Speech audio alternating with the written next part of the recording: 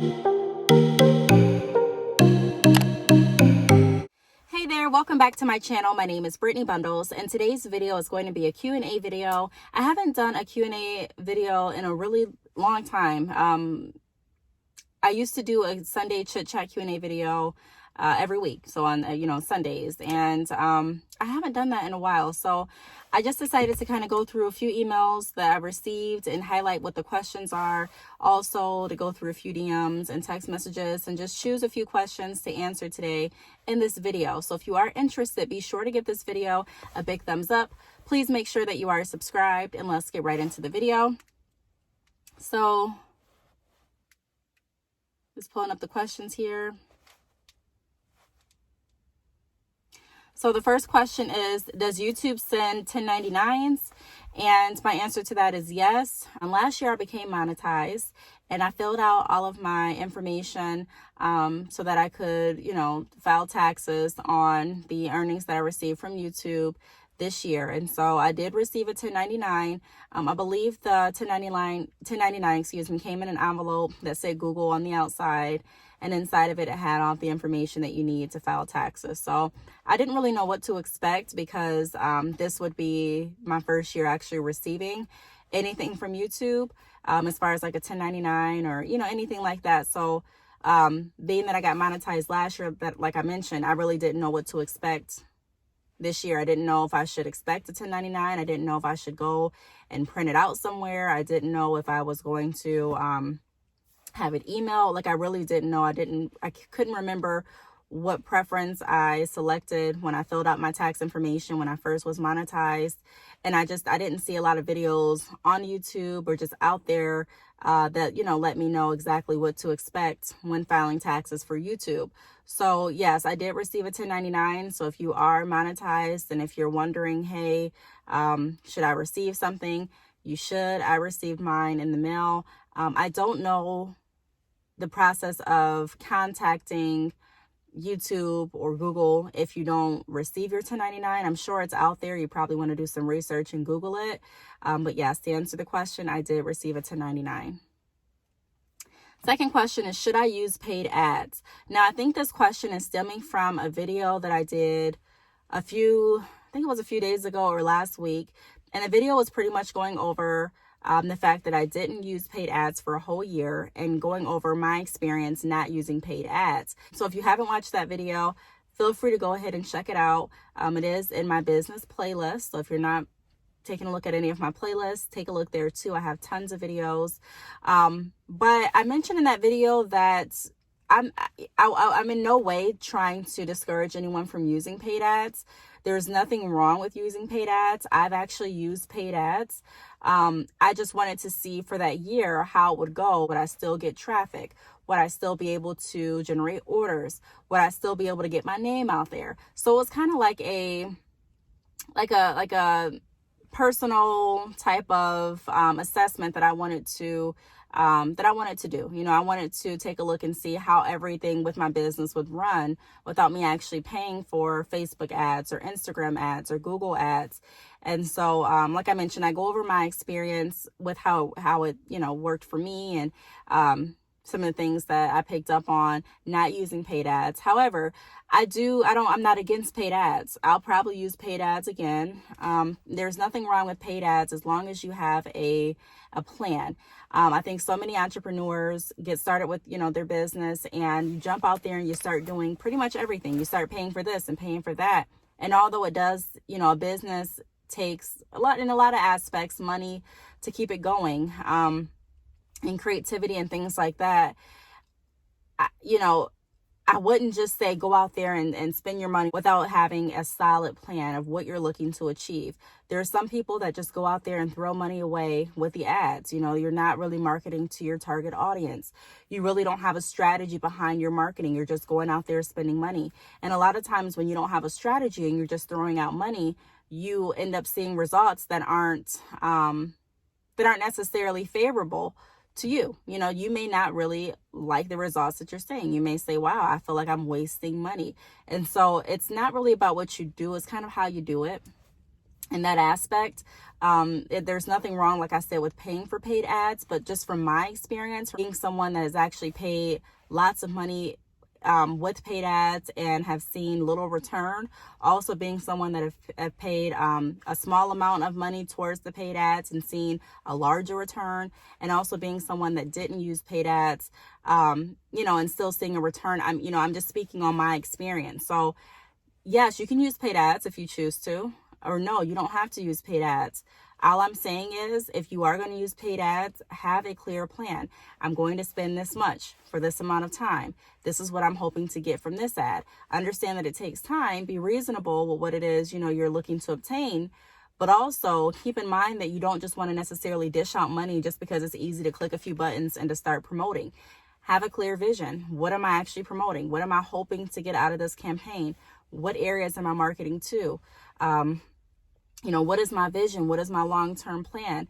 Take a look at your website analytics while you're using the paid ads. How is it working? Am I bringing more traffic to my website or no? Am I actually securing more orders and sales from this? Am I spreading awareness? Am I getting more emails? Am I getting more phone calls?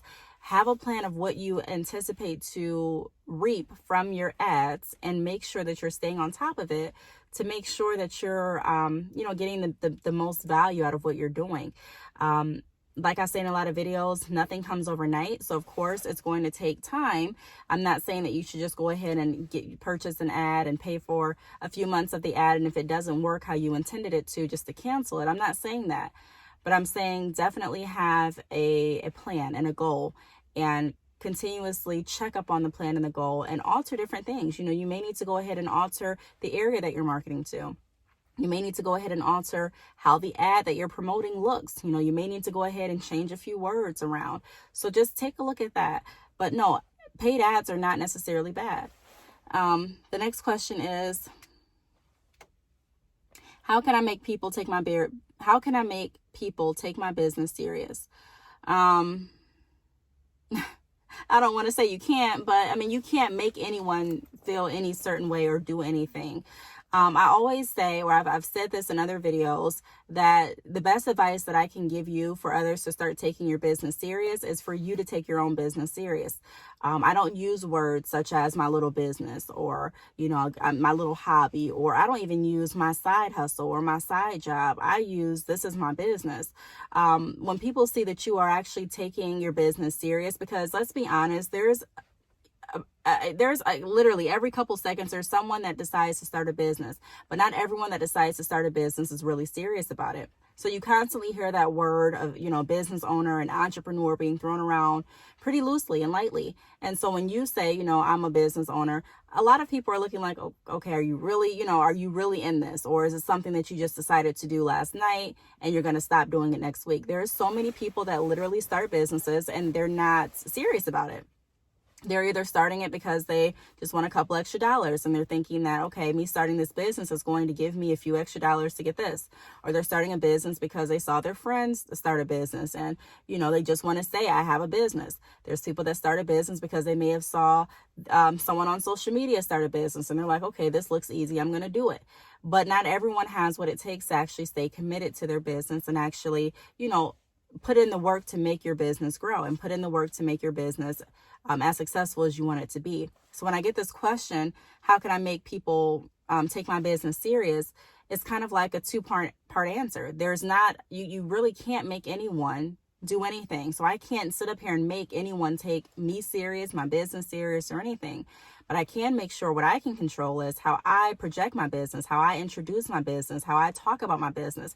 Like I said, I don't talk about my business as just a side hustle. I don't talk about my business as just, something I'm doing just to pay the bills. I talk about my business as my business. I talk about my business with passion. I talk about my business with love. I talk about my business with confidence.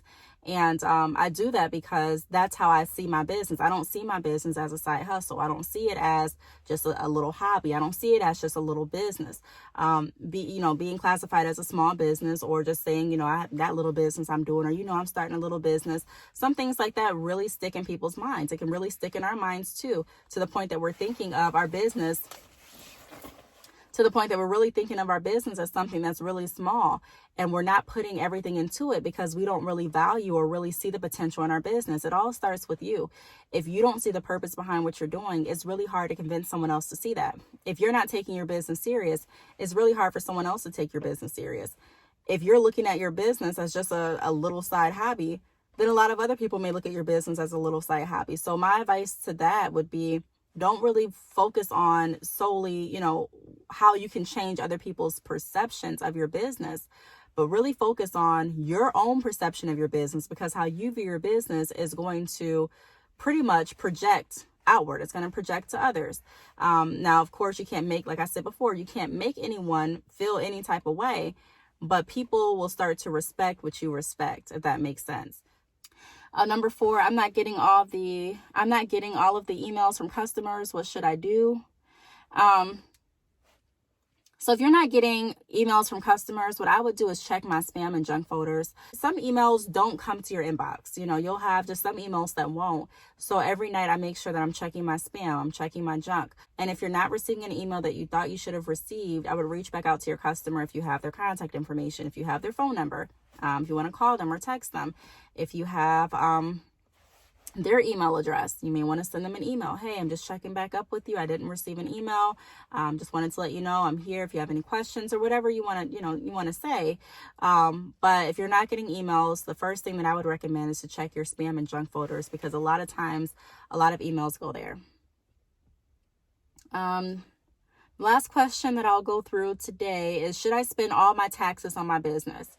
That question is kind of tricky to answer. Number 1, I don't know how much you're getting back in taxes. Number 2, I don't know what type of business you're looking at running.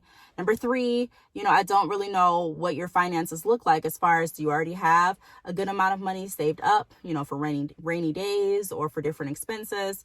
Do you already have money put aside for your business? I mean, it's really hard to just assess, should I spend off my taxes on my business? It's really hard to answer that question without all of, the information pertaining to, like I just mentioned, do you have money already saved up? Do you already have your business established? What type of business are you wanting to open? What type of business do you already have open? What are you looking at purchasing?